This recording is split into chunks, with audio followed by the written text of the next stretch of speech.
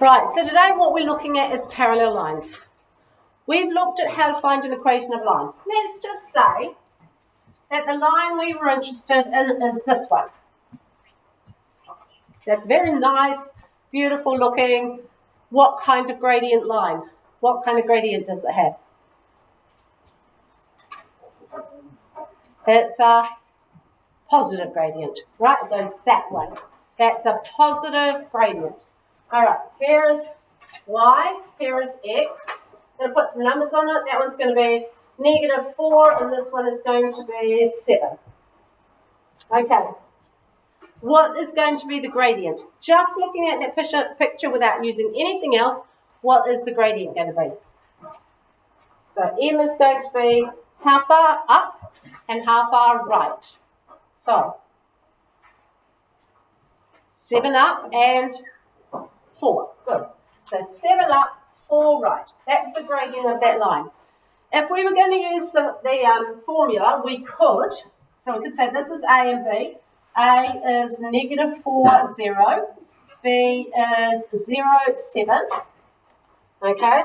So our gradient formula says m equals y2 minus y1 over x2 minus x1. x1, y1, x2, y2.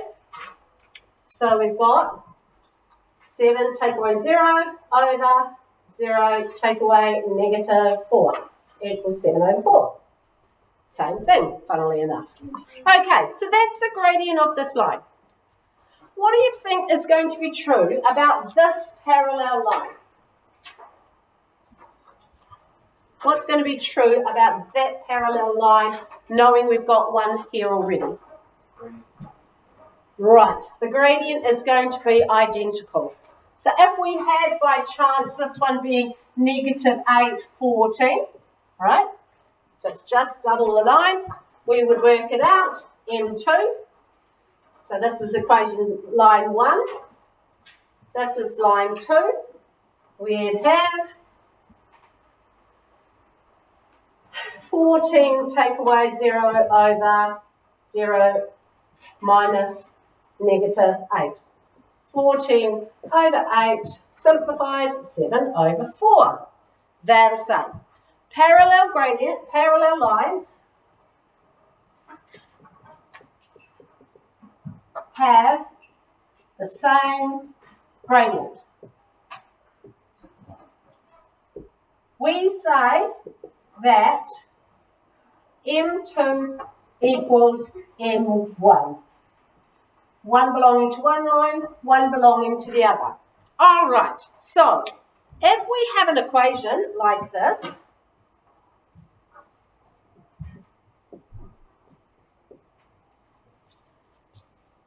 a parallel line is going to have the same gradient.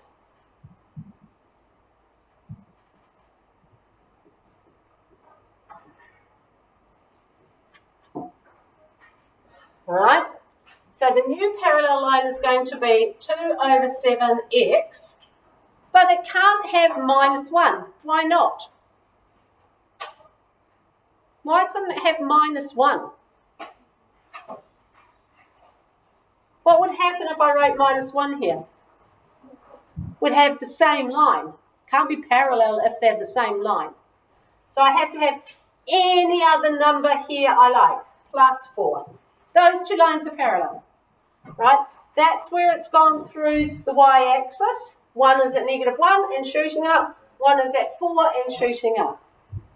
All right? So to prove that two lines are parallel, we would have to test that their gradients were the same. So, show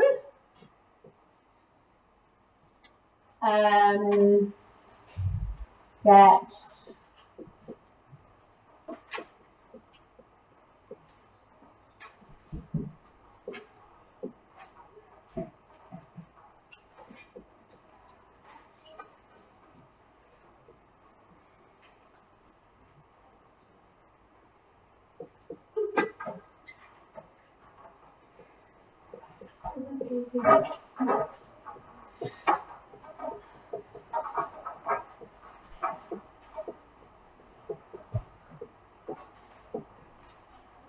Now, we could show that these are vertices of a rectangle. Vertices, what are vertices?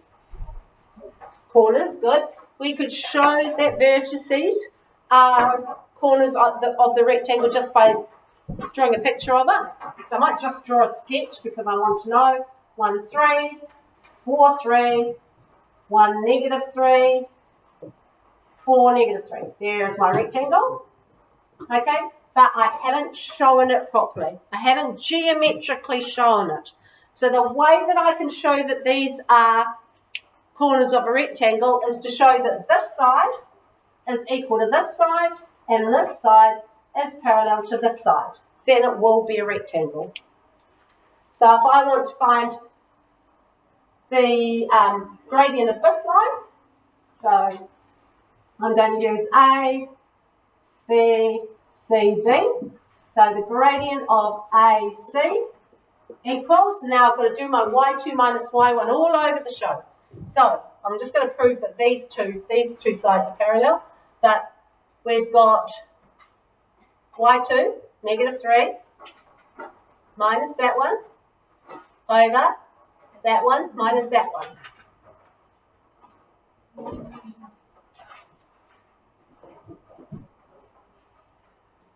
Well, that equals -6 over 0.